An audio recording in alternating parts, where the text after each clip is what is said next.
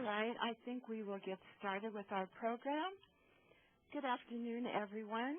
This is Louisa Miranda, Senior Program Associate with Community Partners, also working with Bridget Hogan-Cole.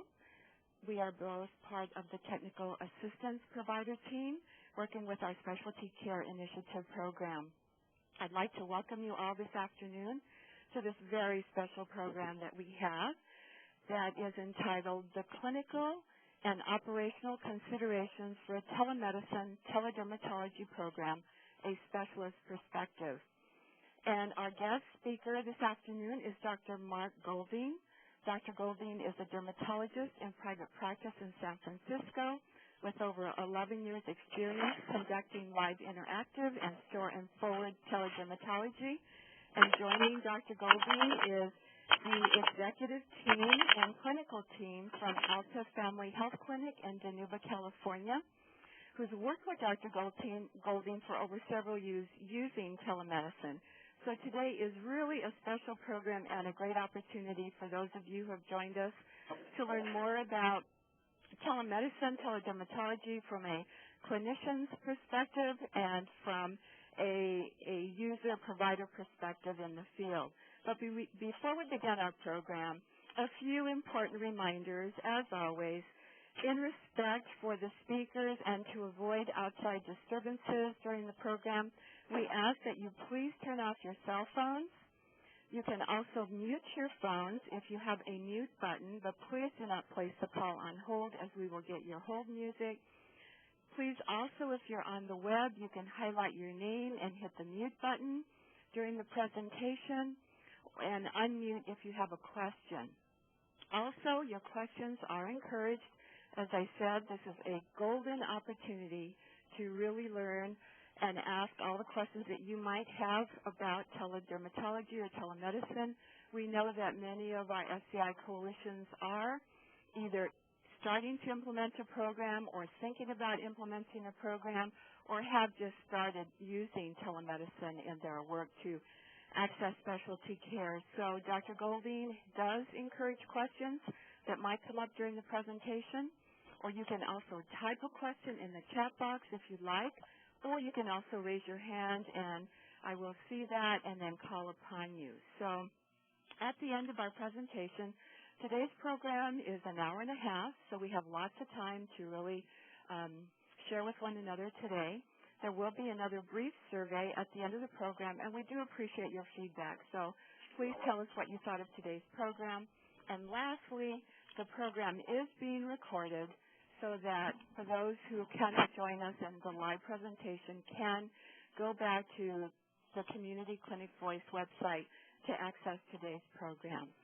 So those are our brief announcements. So without further ado, it is my great pleasure to introduce Dr. Mark Goldine and the team from Alta Family Health Clinic in Dinuba, California. So, Dr. Goldine, how are you?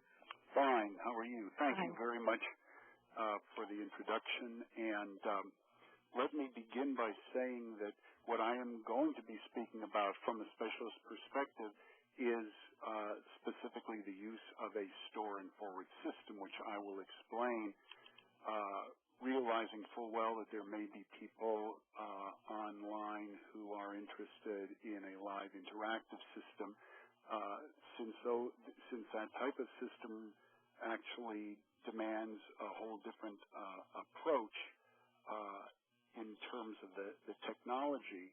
What's required as far as the medical information, and the bottom line is that I want people to remember this is about the patient.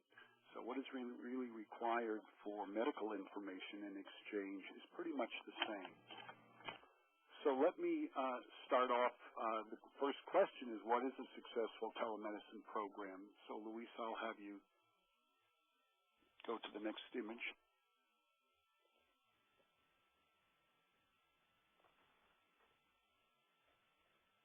Louisa?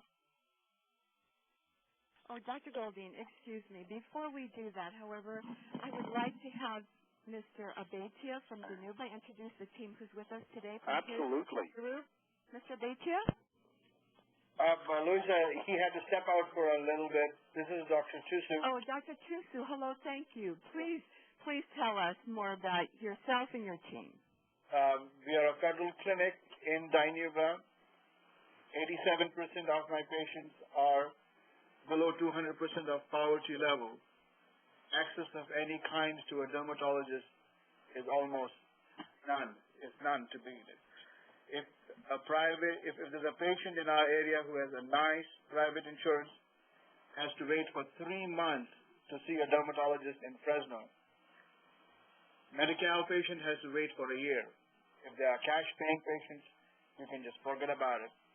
So I tried to start telemedicine here in 1998, was unsuccessful. Then in 2005, we were lucky to have Blue Cross team up with us, and I got Dr. Golding. Dr. Golding was our missing link, and thanks to him, we have pretty much seen more than 1,000 cases now.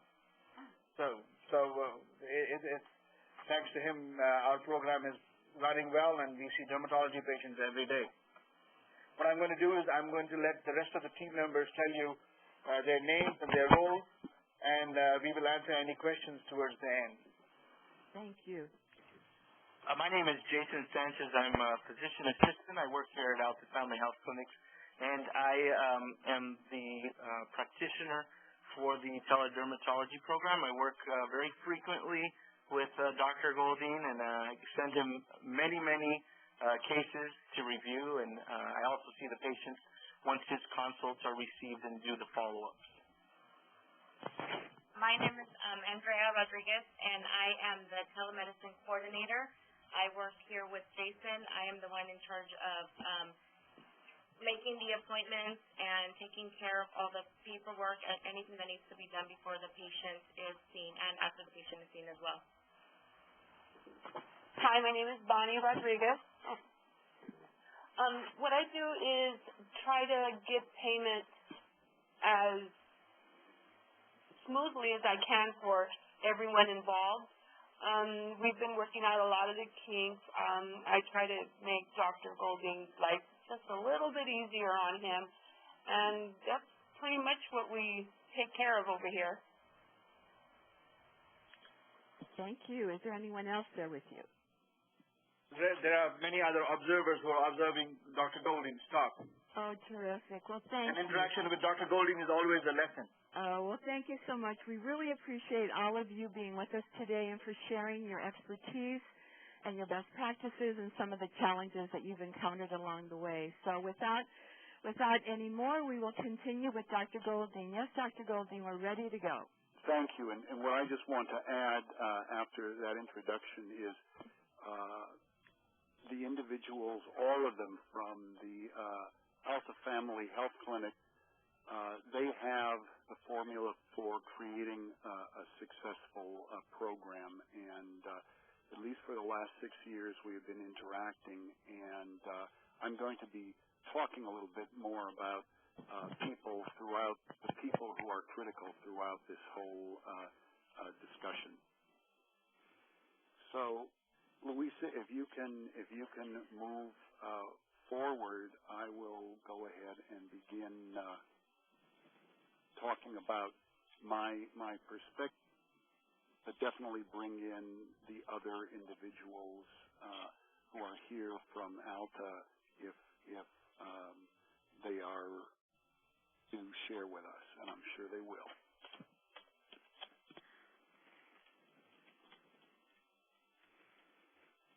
Can you go to the next image? Louisa? Yes, we're ready to go. Can you go to the next image? Yes. Is this the one you'd like? Or I am still seeing the initial image. Because I still think I'm in control. So I will just continue unless you can take over on that fourth slide. But in any case, let me just go on, and we'll work with that when we come to it. okay. What is the definition of success? Obviously, as I have on the bottom of the slide, success is really a process. It's not a stable condition. You can be at various degrees of success in a undertaking like telemedicine. But I think overall, if your providers that are participating like the practice, if the patients like the practice and the number of patients coming into your practice is increasing, and the practice is economically self-sustaining, that would be my definition of success. Because you're obviously serving the patients because more of them are coming, and I think that this is a good benchmark for whether or not your program is developing and thriving. So what specifically is teledermatology for those who may be listening and don't really have exposure to this specialty? This dermatology is really a tool, and it's a tool basically involving information technology to deliver medical care. And this is a website called Earth Sky, which actually had an interview that was about 90 seconds. It describes what teledermatology is about. I believe there may be a problem with the audio on this, so I will move on to the next slide, because this will really tell you how teledermatology is done and really explain what it is. You have a referring provider, and they can be 10 miles from the specialist. They can be 1,000 miles from the specialist. The important thing is that they need assistance in caring for a patient with a skin problem. And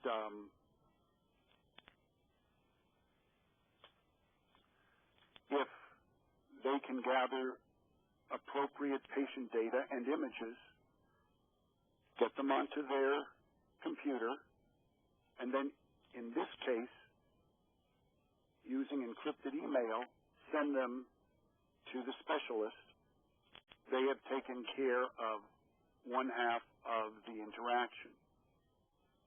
The second half is up to the specialist, in this case, myself, the dermatologist.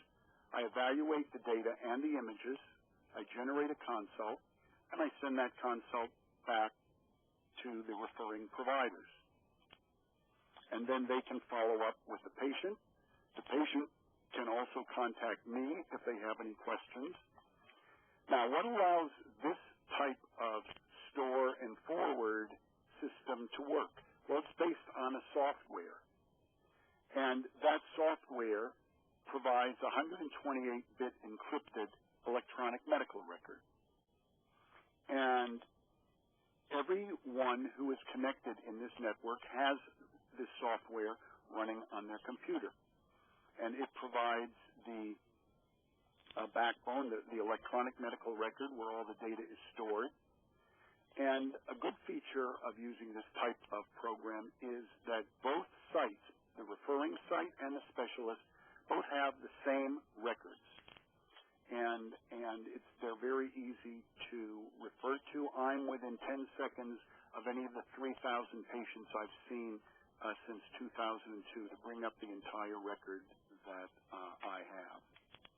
So this is a software-based store and forward, and this is the anatomy of what is done. Now, there's also a web-based store and forward system. In this system, you don't have the software on your computer. But what happens is the referring provider will take the patient data and images and send them to a secure server, a dedicated website that has an electronic medical record. So this is online. And once that data is there, the specialist will receive an email that says you have consult waiting to be done. So as the specialist, I will go on to that same website, download or look at the information actually that's on the server, evaluate that data and the images, and generate a consult online. And then the referring provider, at their convenience, can go online. They will receive a message that says the consult is done, and they can go onto this website and get the information for the consult. Okay. Those are the two major ways in which store and forward are conducted. I'll put it right here. Now, what do you need to practice teledermatology? Well, the general operational needs for telemedicine are two, really. One is the peopleware. And the reason it's in larger print is because I think it's the most critical element. The technology has developed over the last 20 years. The technology is there. There are all kinds of varieties of technology. You have vendors who will offer you very costly technology. You also have off-the-shelf technology, which works extremely well. So the technology, I have found, is not, in a way, as critical as the peopleware. And what are or is peopleware? Well, peopleware is a term that was introduced by Nancy Lorenzi and Robert Riley in a book they actually published over 10 years ago called Organizational Aspects of Health Informatics. And what they found was that in addition to the hardware and software, the most critical element is actually peopleware. And in the introduction to the book, they write, this book is dedicated to all those who have found out that hardware and software is not the whole story. And it really takes peopleware. And to me, the most important individual in this chain is what I call a medically conversant. They know medical language, they're supported by whatever group they are working in, and if that is in a large enterprise, everyone from the CEO down to all of their clinical colleagues, they are willing to learn, and then with those elements, they really can serve as what we call a telemedicine site coordinator. So I've said a medically conversant, supported, willing to learn telemedicine site coordinator is the key to success. And later on I can go into detail. I've probably dealt with 50 different telemedicine site coordinators over the last 10 years, and if you have a good one, they're worth their weight in gold. If you have somebody who either honestly has not been well trained, and they will tell you, or they really don't wish to do it, and I've run into those individuals also, you will have a problem.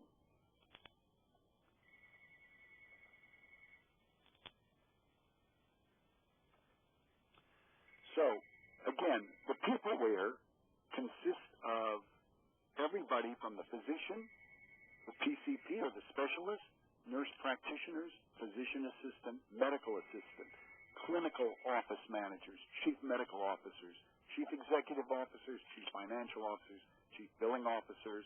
I probably left some out.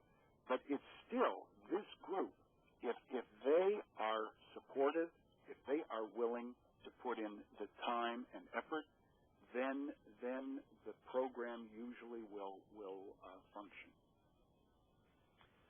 So the technology for store and forward, a computer with DSL internet access.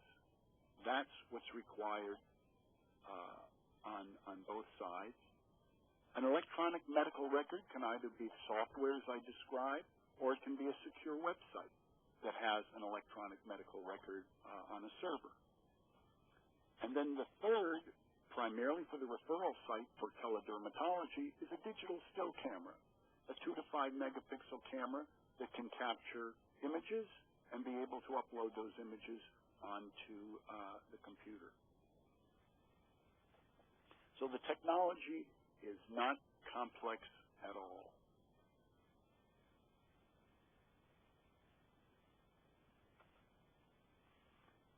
Now, what does teledermatology provide that is not available in a standard practice? And again, teledermatology is the tool to help care for patients. What teledermatology provides is timely access. Patients able to be seen in a window where they have a problem and it can be addressed as early as possible and taken care of as quickly as possible. And the important thing to appreciate is what happens when timely access is not available. And so what I want to do is take you through a few cases.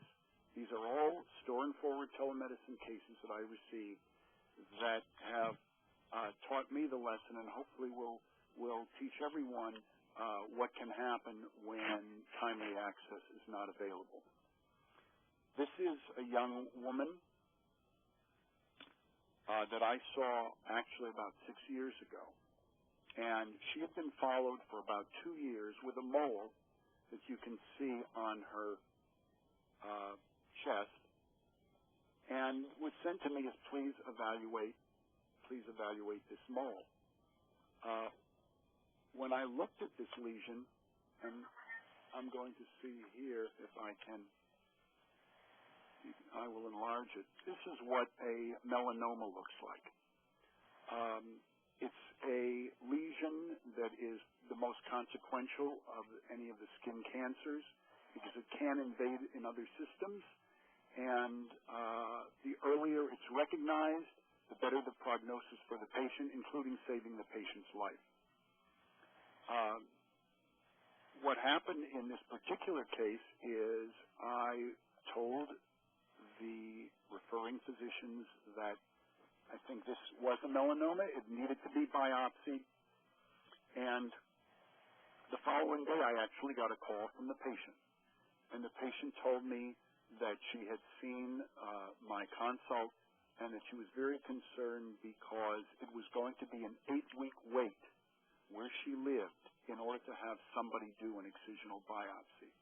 So I was able to call the California Melanoma Center, which was across from my office, and in one day we had this patient up to have this melanoma removed.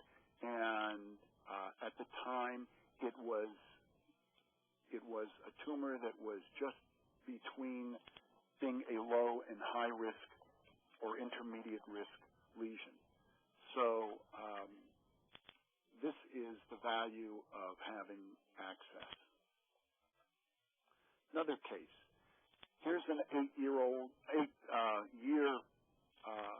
story, a 24-year-old woman who was 16 at the time these lesions started developing on her forehead. She had been treated with numerous medications to no avail, primarily antibiotics, antifungals, and finally the case was sent to me, and I requested a biopsy. The biopsy was done, and the patient was sent to the University of California, San Francisco, because of the biopsy, and she turned out to have a very, very rare type of granulomatous disease, which could be treated. So after 8 years, 1 month of appropriate therapy brought the skin lesions down to this level, and she's continuing on therapy, and I was told now that most of these lesions are virtually gone. So what you have here are years of time that have gone by with problems that could be not only more immediately addressed, but in terms of the patient and their morbidity and mortality can make all the difference in the world. Another case, this woman, 7 years of painful skin erosions. In the last 2 years, while she was being treated before coming to teledermatology, she had had 12 emergency room visits. Those themselves were almost $7,000 in cost. So with all of these, remember, too, there's a huge cost involved. Repeat office visits, failed therapies, and with this particular woman, I requested a biopsy. I felt this was an immunobullous disease, which is a fancy word, but it basically was a blistering disease of the skin, which is rare. It's caused by an altered immune system. She had been treated, though, for 7 years as a chronic fungal infection. And as you see on the bottom, what makes this job worthwhile for me is that I received a letter from the referring provider that in 6 days of appropriate therapy, she had better results than in the last 12 months, and she was able to sleep at night, and she wasn't itching and burning. And so this was another case where access makes all the difference. Now, we can also go to more simple problems, and what we have here are basically 4 children, all with the same condition. And what is appearing on the screen right now is the history that I received on these young children. So 2 of them had the problem for 3 years. One of them for 8 months, one of them for 6 months. The diagnoses basically went everywhere from psoriasis to tinea to atopic dermatitis, meaning that the primary care people were having difficulty. And the problem is oftentimes that the wrong diagnosis will also lead to the wrong treatment. And what I've done here is just list the treatments that were used and what one fill of medications would require in terms of cost. And in all of these cases, when they were seen, we were able to quickly handle them because this is something that I, as a specialist, see quite frequently. And it was a contact dermatitis to nickel. You notice that the actual problem is there. All these children are wearing jeans, and this little nickel snap on the jeans is the cause. And so all that's really required here is preventing that nickel, the backing of that button or snap from contacting the skin. So again, a lot of money could be saved, a lot of return visits could be saved by giving these patients access to the specialist. So as I've tried to point out, lacking access can lead to wrong diagnoses, wrong therapy, unnecessary office visits, prolonged morbidity, lost working days. All of these things do have a cost associated with them. And we are just seeing a very, very small minority of the potential population of patients that could use these services. So how do you implement a telemedicine program? Well, part of it, to me, is a question of process versus execution. And by process, I mean people will get together and ask, how do we best do this? And you can do all the research in the world, and I take this from my experience of 25 years doing basic bench research. I would sometimes sit around with my colleagues and we would discuss the research, and someone would finally say, if somebody doesn't get up and go into the lab and start an experiment, we'll never know. We can talk until the cows come home. So how do you start? And to me, the execution is the most important thing. Start small, but execute. And I have consulted with a number of universities, private medical groups, and most of the time what I am presented with is sort of a one-shoe-fits-all approach from the top down on how we're going to institute telemedicine. And what I've seen in most of those cases is everything gets bogged down in the discussion of, well, who's going to be in charge?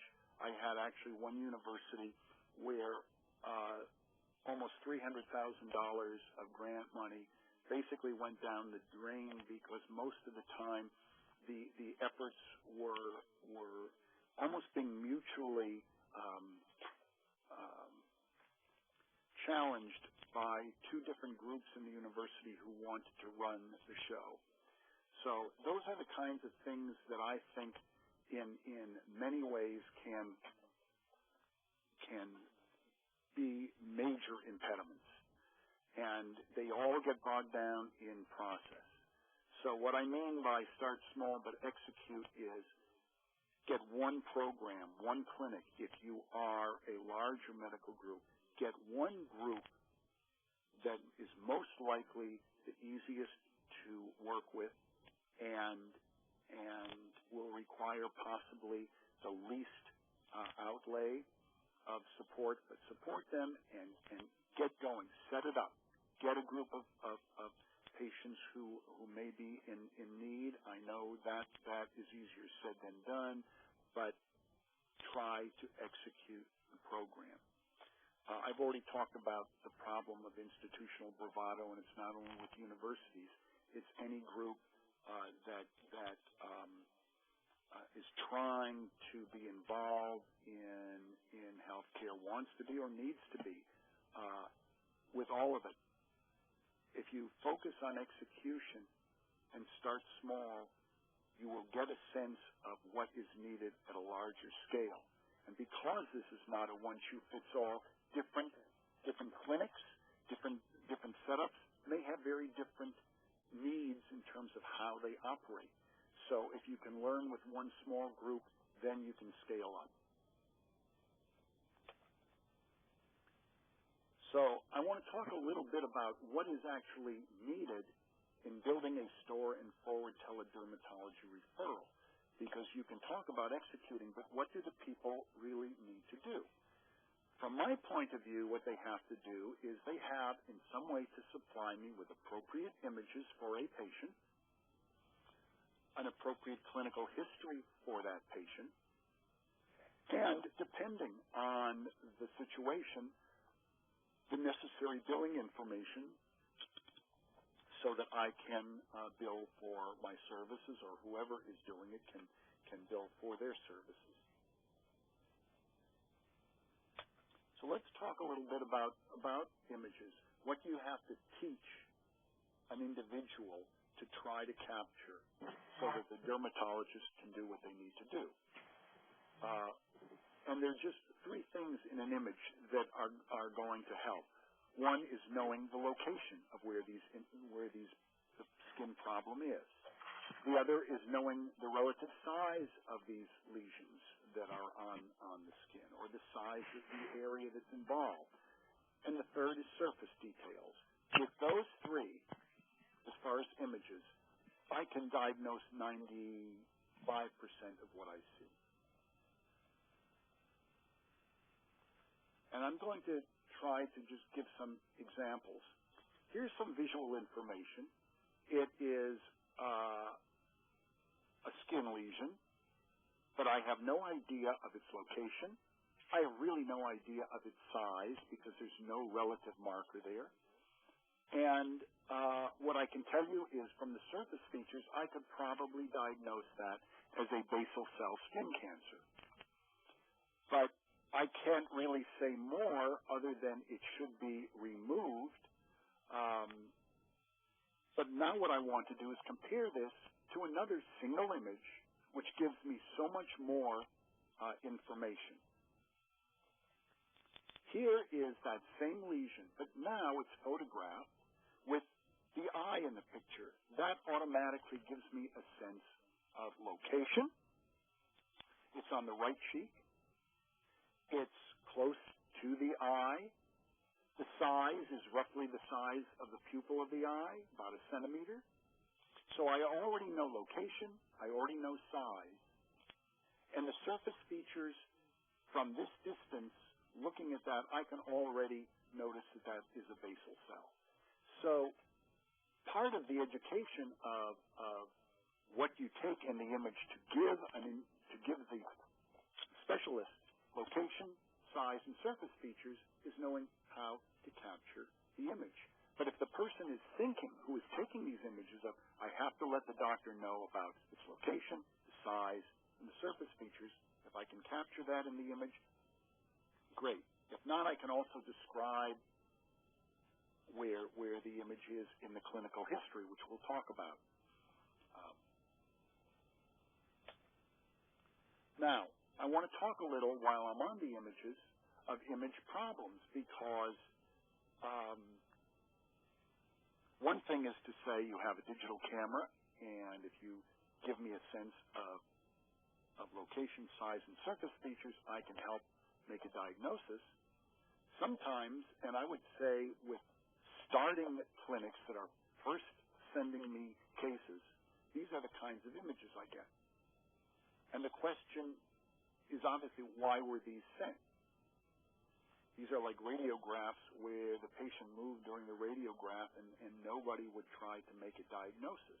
And I certainly wouldn't try to make a diagnosis from these. So why were these images sent?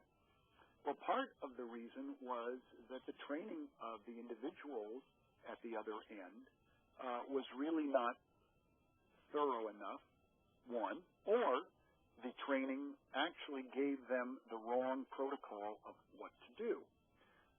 Some people, again, if they're not trained with a little digital camera, even though it has autofocus, won't realize that autofocus isn't fail-proof. And what always needs to be done is before you send a picture, put it on the screen and look at it. And if you can't see, as a referring provider, what you want the specialist to see, then don't send the image. In these particular cases, what was happening is that nobody was telling the user of the camera that the autofocus was fallible and to check. So people would wait until the end of the day, take the pictures, and then realize, gee, I don't have anything better than this, and this is what I would receive. So rule number one here is do not send anything that you do not first check on your own computer for clarity, and do it before the patient leaves.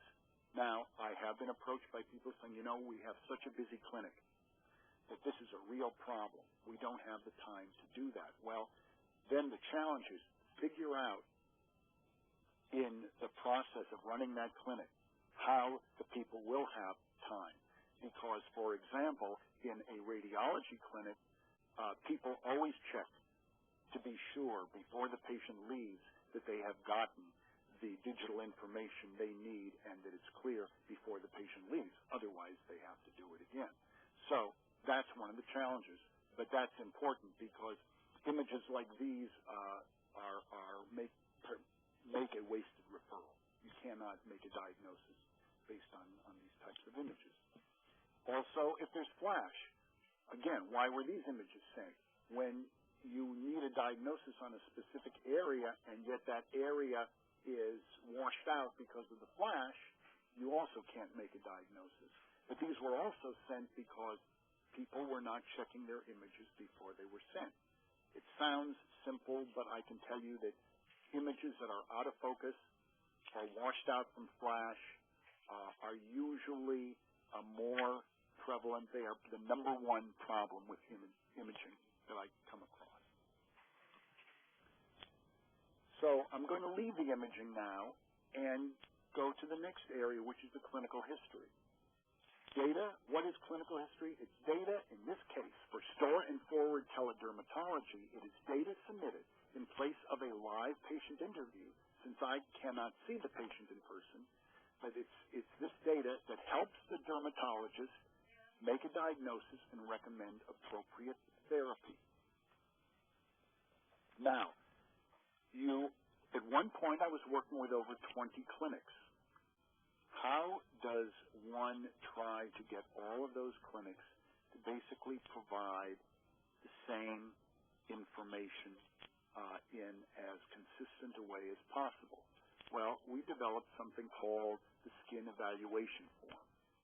It's a single page, and I developed this with another dermatologist over 10 years ago, and we sat down and said, what are the questions that we usually ask patients, the essential questions that help us to make a diagnosis? And we forced ourselves to be limited to a page because otherwise people don't like multi-page evaluations. However, in this case, we were able to do it. And I'll show you the top half of this form. And beyond the basic information of the patient's name and their age and their gender. Drug allergies. Drug allergies actually are required on all charts. The number of times, if I don't request it in this type of form, where drug allergies would be left out, because many people think, well, this is a skin problem, drug allergies probably don't matter. They definitely matter. Then how long has the problem been present? This is critical, because if someone has an unusual-looking mole, but they say it's been there for 20 years and it hasn't really changed, I'm pretty sure it's benign. But if it's only been there 2 months and it's changing, then it's a very different question. So how long the lesion or problem has been present is very important. How does a skin problem bother you? Most individuals think that skin cancers will itch or burn or in some way bother the patient. False. Most of the time, skin cancers are totally asymptomatic. If you don't see them, you won't know they're there. So it's important sometimes if somebody does have a lesion and it's reported that this is burning or itching, there's less of a chance that that could be a skin cancer and more of a chance it might be an infection or otherwise an inflammation of some type. So these can all be checked off. Skin medications, very important, but not only the name of the medication, how long it's been used. One of the common problems is people are given anti-oral medications for acne, but not for a long enough period. And so if somebody sends me an evaluation that says the patient has been tried on antibiotics and has failed, that really doesn't tell me anything, because when I go back sometimes and check on these patients, they've only been on the antibiotic for a week and the patient didn't think it was going to work, so they stopped it. So it's really patient compliance that becomes an issue, not the medication itself. So that's why we have these specific questions and why we ask them of our patients. Also, a question about history of skin cancer or melanoma in the family, because sometimes there is a genetic predisposition, and if we know that, we may be a little more cautious in how we follow up a patient. And then there's this body map. And the reason for the body map is if somebody has a large number of lesions, but they all look fairly similar, you can have the patient or the patient or the provider just circle those areas where the lesions are, and then just take one picture of a typical lesion, and that can be done. So this is helpful. So you have this one skin evaluation form that can help you create a homogeneous record, as homogeneous as possible, to be able to maximize the possibility of providing an adequate consultation. And here again is with the images. Here's an example from one of the groups that I worked with of a very good evaluation form where everything was supplied. And in addition to the name of the medication, the dosage, and the amount of time the patient had been on. And then if you look at the second half, they actually filled in the various lesions that existed. So this could substitute for other images if, rather than taking a photo of each lesion. But if they are different, then the photos are required. In any case, again, this is an example of a good skin evaluation form being filled out. Going back to the concept of people wear, this was an individual who I don't think was very enthusiastic about participating. As a matter of fact, I found out later on that after working at the clinic for about 2 weeks, they were moved to another area because this was information that I received on a patient which doesn't allow me to do very much. And so it just shows you that you need the right people. If you don't have the right people there, you won't get what is required. And this just shows too that in terms of this was even a form that was a derivative of the form we made up, but really didn't have the information that was needed. So this was another consult where I had to say I cannot render an evaluation on this patient. So everyone's time is wasted. So you can see that if telemedicine is functioning properly, it really works, and I would not be doing telemedicine for the past 10 years if I didn't believe that it does work and can work as well, and the data has shown this as an in-person visit for probably 85 to 90% of cases. But if it's so good, why isn't every facility using it? And you get back to the question of adoption of innovation. And I want to mention this here. I have about 6 minutes or 7 minutes left because I really want to leave time for questions and discussion. There are a number of ways that people have explained this. The future is here. It's just not evenly distributed. And in a way, that's true. I'm doing telemedicine for 10 years, and a lot of people are still trying to find out, including my colleagues, just exactly what is telemedicine. In terms of institutions, we have a space-age technology, which can run with very few people, but we have institutions that oftentimes are still stuck with paper records and a paper system, and the two continue to battle out for sort of control of the process. And there's another part. You can't get a person to understand what they are not paid to understand. Oftentimes with innovation, people are asked to volunteer their time or put in more time. In economic times like these, that's oftentimes a very hard thing to get people willing to do, and so you have problems with adoption. Innovation medical practice is slow. This was from a HIMSS meeting where they were asking IT professionals how long it would take for telemedicine to come in, and as you can see, there's a whole span, but most people said more than 45 years. I would say this was just from this past year. Well, in 7 years ago, I was told by the, at that time, Vice President of Medical Policy for WellPoint, the largest for-profit health insurer in the country, that it'll probably take 20 to 25 years for telemedicine to become mainstream. Because I think he understands the nature of people. It's not just the technology, it's what we call change management, going back to what Nancy Lorenzi and Riley wrote about in that first slide that I showed before.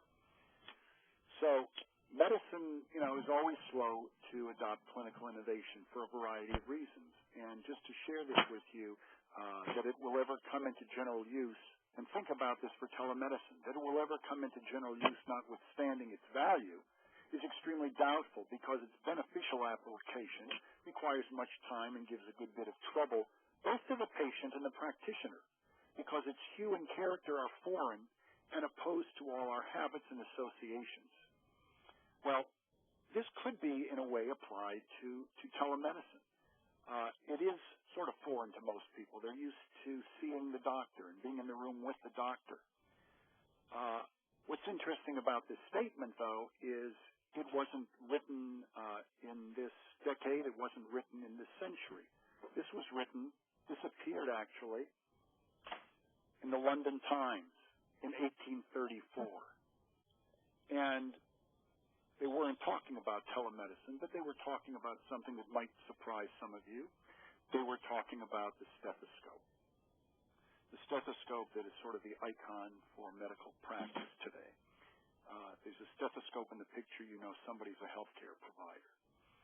So here you can see that it's sort of the nature of the beast to be sometimes skeptical, which is healthy, but also if you look at how long it took for the stethoscope to come in, I'm not surprised at the 25-year prediction for telemedicine, although the current economic climate and the benefits of telemedicine may enhance its adoption. But Laennec invented the modern stethoscope in 1819, and it really took until almost 1910 for it to be fully adopted. And the reasons for all of that make an interesting discussion, but they're beyond the scope of this presentation. There are all kinds of economic agendas, too, that can stall adoption, and I won't go into them except to briefly say overall they tend to tug at both the patient and the physician providers sort of like marionettes in a way, and they all have different agendas, and therefore, and they all have a major influence on healthcare. So that's why we have, I think, the struggles with being able to get telemedicine recognized and adopted. So in conclusion, I'd just like to say that the adoption of telemedicine into mainstream healthcare delivery, to me, isn't a question of if, but of when. And the question really is, how do you foster adoption of an idea that has proven itself? And I think it's to be a user and be a teacher. Again, going back to the idea of trying to start small and getting a small group of people to do it right and using them as a template to expand upon what you have. And I think, but it's also, I think, important to remember while you're doing all this that ultimately telemedicine is about the patient. And in my case, it's about whether the patient has timely access to a dermatologist when needed. But for any specialist, it's about whether the patient has timely access to a specialist when needed. So I'll thank you for your attention, and I would like to turn the meeting back over to Louisa, and you can go ahead and take charge from here. Thank you so much, Dr. Goldine. All right, I would like to ask for anyone who has a particular question at this time to please raise it.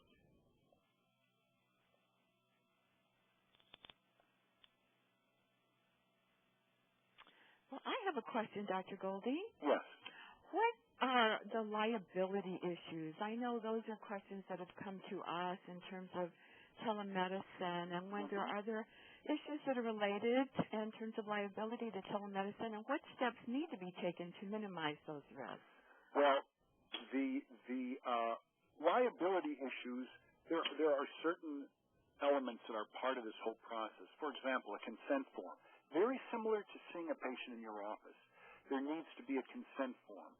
You need sort of some of the what I call mandatory data elements that need to be part of a medical record. And then the other that people often ask about is, what about malpractice insurance? I have malpractice insurance through a group called the Doctors Company. There's a group called the Campania Group on the East Coast that actually now have insurance just for people who wish to practice telemedicine. The way you practice will also influence what the company will look upon as your risk. For example, if you are providing direct patient care where you are writing the prescriptions, then you are at one level of risk. If you are functioning as a consultant, as I am, where I am advising a primary care provider and telling them what I would do, it is ultimately up to that primary care provider if they feel that's reasonable, or they may, and it happens, disagree with my approach.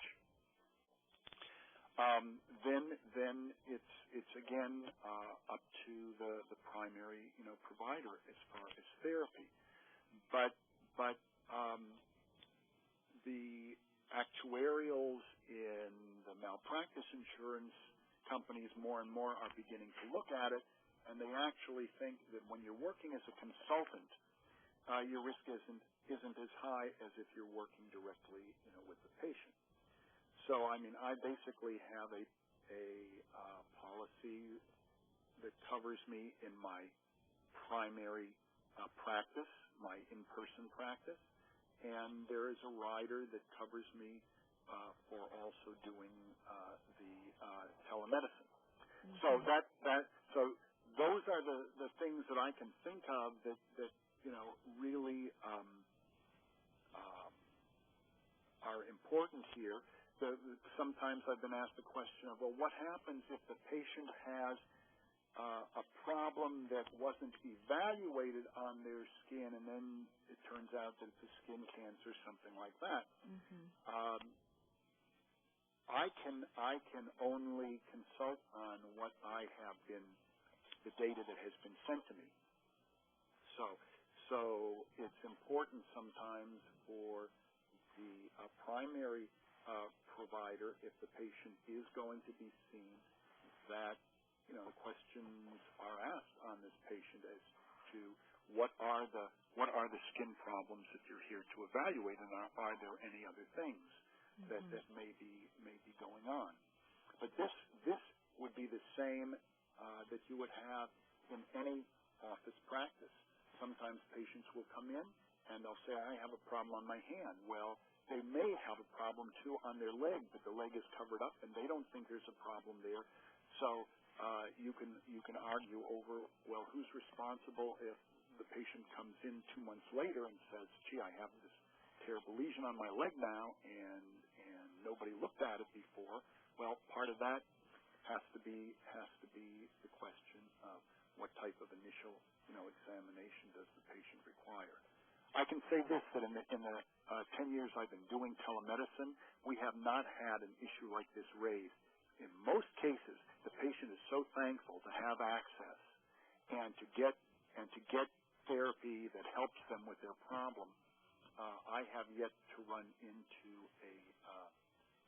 any type of case that has been brought against any primary care practitioner or against any specialist dealing with teledermatology. Well, that's good to hear. Any other questions for Dr. Goldine or the Danuba team? Hi, Louise. It's Bridget. Yes, Bridget. Hi, Mark. Well, thank you so much for giving us your presentation today.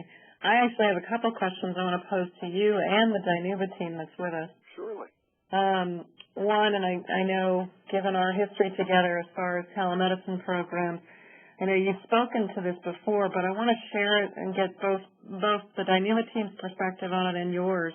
But it's that question of, and our teams in the Specialty Care Initiative deal with this all the time, about building that relationship between the specialist and the primary care providers and the potential learnings that happen in between because of this relationship. So can you, from the perspective of your telederm experiences, what do you see as the potential and the experiences you've had where that relationship gets stronger and the skill sets perhaps of the primary care site get better? I'll address that first, and then I'd love to turn it over also to Jason Sanchez and to Dr. Tusu, anyone who from the Danuba group who would like to talk about this. And Mark, I'm just going to give you a heads up, and I don't know whether it's just my phone, but you're weaving in and out a little bit. So get closer to the speaker, that'd be great. How is this? Is this fine? Can you all hear me? That's better. Thank you. Surely. What I have found in general, that I'm probably in more contact with the providers I work with in telemedicine than sometimes with the providers in my live in-person network. Because we communicate through email, we communicate through phone. I've actually, part of what I enjoy with telemedicine is the interaction with people who want to learn more about dermatology, who want to learn more about how this whole process works. So I can tell you that for example, with Jason, my colleague Jason Sanchez, as when we first started, there were a lot of questions that he had that covered a variety of different areas. We tried to deal with them either on the telephone or I was able to visit Danuba on one occasion. And so what I've also noticed is that with time, some of the cases that he is sending me, he's already pretty much on the diagnosis. So time and experience is a very strong educational tool, and I believe. And if any of the Danuba group colleagues would like to address that too, please do so. This is Jason Sanchez, the physician assistant here at Alta. I think the most important part for me is the fact that I do have access to Dr. Goldine at any time through the email. There's a lot of things. There were a lot of questions in the beginning that I was kind of just fishing through. I didn't really have a good idea about, and I was able to ask those questions and the things that I thought were very important, not only for the patient's care, but for me to be able to give the patient the care that they deserve. And through the time that I've gotten these consults back, that I've received them, that I've reviewed them, through the repetition of seeing different kinds of conditions, I have learned, I have an immense amount of knowledge that I didn't have at the beginning.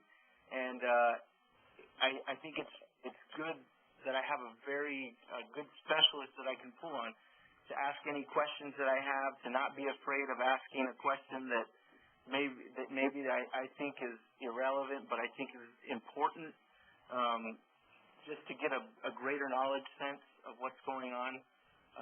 Also, you know, I think it's important for me to just have a little chit-chat once in a while with Dr. Goldine. I'll just send him a little message, how things going, hope your vacation was good, which kind of strengthens our bond as colleagues and how we work together. Thank you both for that. Jason, while I've got you, from your perspective, now Mark is very clearly in his slides talked about the importance of the site coordinator and the level of support and training. Describe for us how telemedicine came into being. Tusu had earlier said that it was, you know, a second go-around at bringing it into fruition in your county and with your site. What was that experience like for you as the coordinator for this and presenter of cases? Well, I actually was going through my preceptorship here at Alta Family Health Clinic, and I was just seeing regular patients. And I worked with the previous provider under him for some hours, and I was kind of introduced to the idea of telemedicine. And I had heard about it through school, but never really been exposed to it till I came to Alta. And I was really excited about what was happening here and the things that were in place already, and the things that I felt like if I was able to do something here or even get into some kind of medicine here, where I could take it and where it could go, just because of the things I know about computers and technology, and being able to put those two things together with the support of what Dr. Tusu had here. And I find it to be a very exciting venue of medicine, because I'm able to get people the services they need. We're able to supply people the services they need in a way that they may not even have gotten if they went anywhere else, because of the technology that we have here and the time that has been put into this before I even came here. So our second go-around has been somewhat of a success. There's still things that I think we're working on and working out, as you know, any successful venture has. But I'm very excited to see the number of people that are being referred, the new clinics that are coming on every day, the confidence that people have when they come in to know that they're going to be cared for because of what they've heard from their primary cares that are referring them here. And it has a lot to do with not only what I do, but what everybody's role is in this whole telemedicine venue here at Alta Family Health, along with Dr. Goldine's timely responses that I think are amazing. I want to go straight to the timely responses question, so thank you for that segue. As I know Mark spoke to what is always touted as one of the greatest benefits of telemedicine in general. And I know earlier we mentioned some of the dramatic waits that everybody across the state experiences, distance to travel and waits, and based on payer source, et cetera, and access to specialists. What's been Alta's experience as far as a turnaround? How long would it... Hi, this is Dr. Chusuk. I remember one day we sent a consult to Dr. Goldine, and we got the consult back in the afternoon. So just out of curiosity, we called him, Dr. Golding, how come? He says, I'm on vacation in Lake Tahoe. So, it was busy, and I just figured I'd check it. Or one of the other questions that always gets raised with telemedicine, and it's applicable, I think, to some of the other work that the coalition's worked on in other areas as far as new referral guidelines or established referral guidelines that happen. There is always the question about the skill sets and diagnostics that can be performed at the primary care site level. So can you do all the pre-tests or post-testing and diagnostics that Dr. Golding might be asking of you? What's been your experience with that, and how have you kind of overcome any challenges with that? It's an ongoing process, and I think education is the key. Dr. Golding has agreed to come down to Dinuba, and he has come, I think, 2 times, and he's going to come one more time, whereby he's actually going to physically train us or train anybody at the site to do biopsies, for example. So it's a continual process, and I can't tell you how excited, how glad we are that we have Dr. Golding on the other end, and we are able to serve these patients. If you talk about Jason, per se, he told you that how much he has learned. Then Andrea is learning. Our billing department is learning. I am learning. Everybody is learning on a daily basis. And we have one slogan, that failure is not an option. You got to figure out a way, learn, and make it successful. And that, everyone on the line, is the voice of the senior executive of the organization. So I don't think I need to ask the other question about administrative support and backing of the program. I would like to just break in and say, though, about that administrative support, that over the last 10 years, when groups have dropped out of the network, the major reason I think for dropping out is that, and because I tried to do exit interviews with all of the site coordinators, they would call me and say, unfortunately, Dr. Golding, we're going to be shutting down at the end of the month. And sometimes even when they came on, one of the first questions I would ask them, are you getting support from above? And most of them felt like they were just sort of stuck out there alone with their medical degree, having to try to figure out how to do this telemedicine with a modicum of training and not too much in terms of support from the institution. And that is really the major differentiator that ALTA has, 2,000%, is everybody who's involved is involved. They have made up their mind that they are going to do it. They put in the effort. They make sure the personnel are there and that all the personnel are on the same page. I have worked with clinics, for example, where the clinicians, when I would need billing information, they would say, well, Dr. Golding, we don't really deal with that department, and the managers deal with that. And you could never get a unified response. And so you could sort of tell that the group wasn't together. And those are the kinds of places that always would end up eventually just going under. If there was a little economic downturn or something, the first thing they would cancel is their telemedicine program. And it's really just the opposite. So, I mean, this is a wonderful thing because ALTA is, I think, the beautiful example of where if everybody has the right attitude and the desire, they can make it work. Those were some of my questions. Louisa, do we want to open up to anyone else on the phone or on the webinar? Yes, I would like to. Does anyone like to raise any question that they've been thinking about during the presentation or have experienced thus far if you have started a program or know of other programs that you've worked with?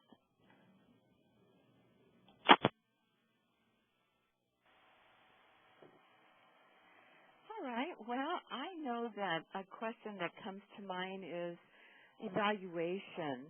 So perhaps our Danuba team, Dr. Tusu, can share the ways that you're evaluating the effectiveness of your program, because you've been doing it a while now. Have you done something structured, or is it just everyone is aboard and working together as a team? What are some of your benchmarks for evaluating your program?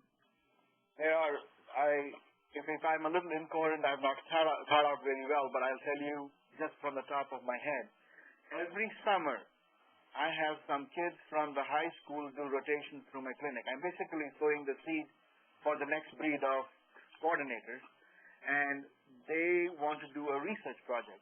What I make them do is go through the files of Telederm and so gather all the pre and post pictures, and we want to see what are the diagnoses that we have commonly got, what has been the turnaround time, what are the therapies that have been used.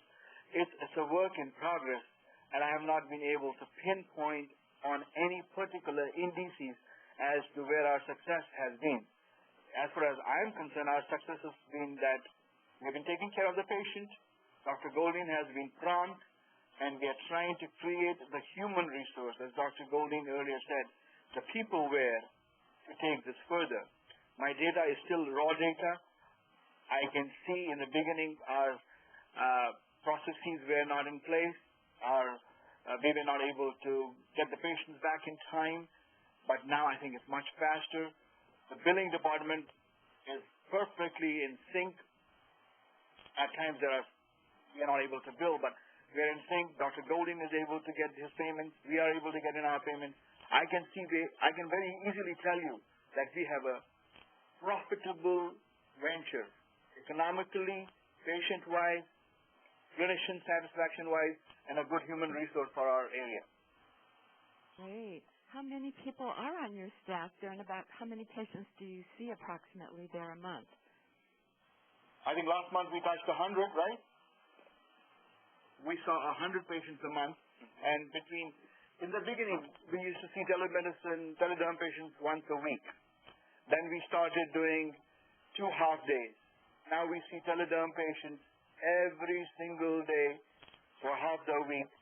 So we will have roughly 7 to 10 patients a day, out of which maybe 50% of them will be follow-ups. Great. So it speaks to what Dr. Golding said earlier, start small and then build. Oh, baby steps is the only way. Mm-hmm. Right now we have a staff of three right now, just myself. Andrea, who is, without her I would be lost, because she sets up the appointments, she makes sure the referrals are done, she contacts the primary care doctors, she refers Dr. Golding's consults out, faxes them back to the offices when they're done and gets them their diagnosis to the primary doctor in a timely manner. She is now learning how to take images and actually put it into the computer, which is a godsend for me because I also see general medicine patients during the day. Bonnie also is a very integral part of what we do because we want Dr. Golding to be happy, and we want to make sure that the billing goes smooth, and she is the person that smooths it over, I tell you. And I just, without these two, it would be a very difficult venture for me to do on my own. And I think maybe that's where those other clinics may fall into the pitfalls that they do, because they don't have the support that I've been blessed to have here at Alta Family Health Clinic. And anytime I've needed something, Dr. Tusu has not only given me what I need, but much more.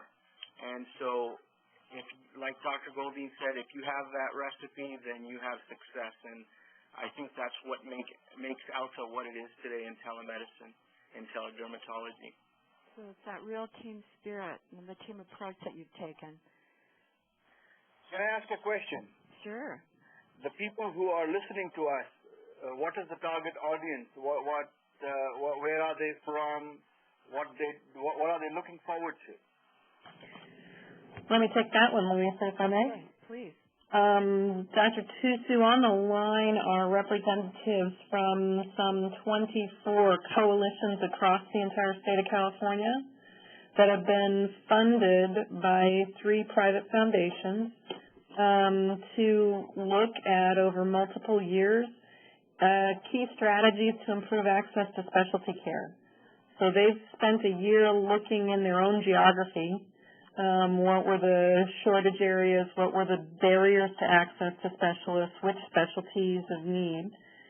They then built strategies that they wanted to test out in their own area, and are looking at really how do they try various levels of systems change? How do they approach accessing care in different ways, or how do they improve the referral process so that they're referring appropriately to a specialist to kind of manage demand?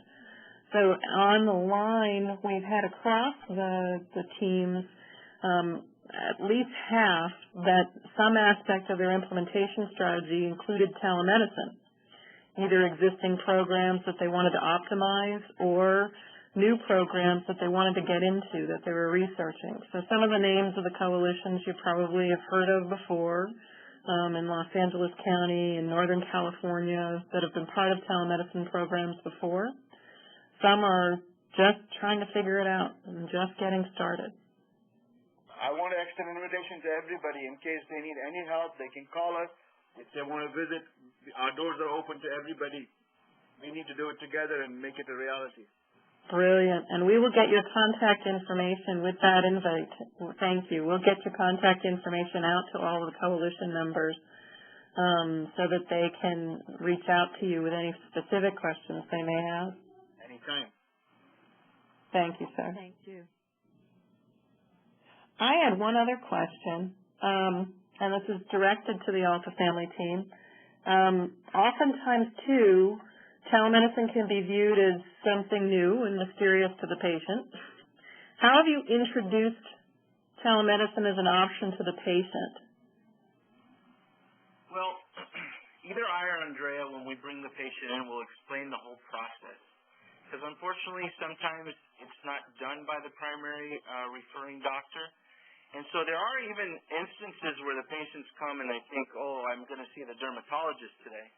And we don't ever want, and I don't ever want to give the misconception that we actually, that I am the dermatologist, because I'm not.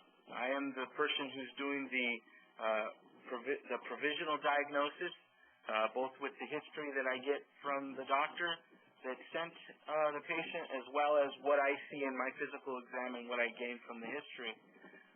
So it's made very clear that the patient understands that what we do here is we're a link to the specialist that they need to see. Once the patient hears that, they often seem to become more comfortable and more open to discuss what's going on, and they seem to have a full understanding of what the process is, and we make sure they understand it before they leave. And, you know, that is twofold. One, so that the patient understands what's going on in their treatment, and two, so they understand what the expectation is and where we want to go with their treatment and how it's gonna flow.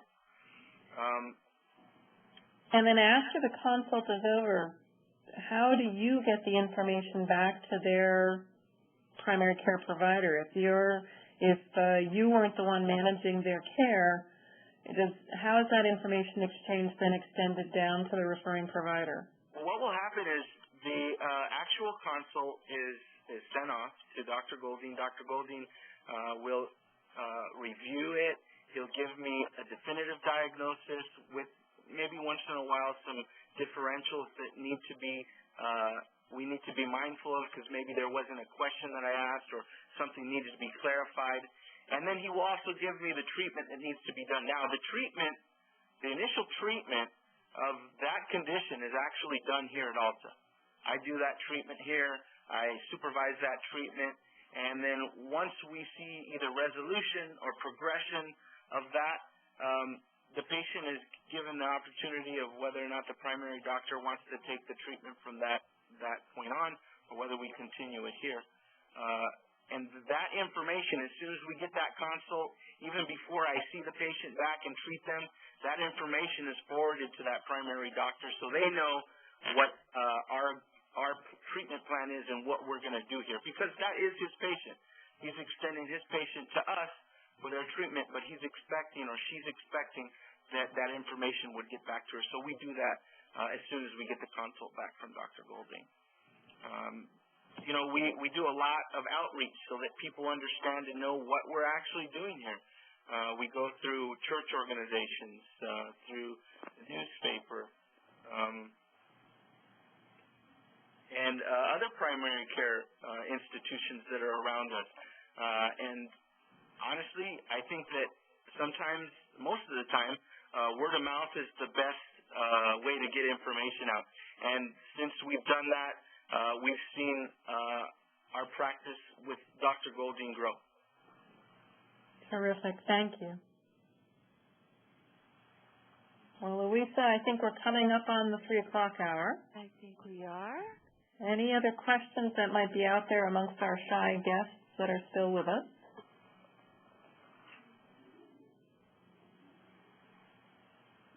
Hearing none, I am going to personally thank both teams, Dr. Golding as well as the team from Alta Family today, for all of the hard work and presentations. I'm going to thank Louisa for all the coordination she did today. I really do appreciate it, and want to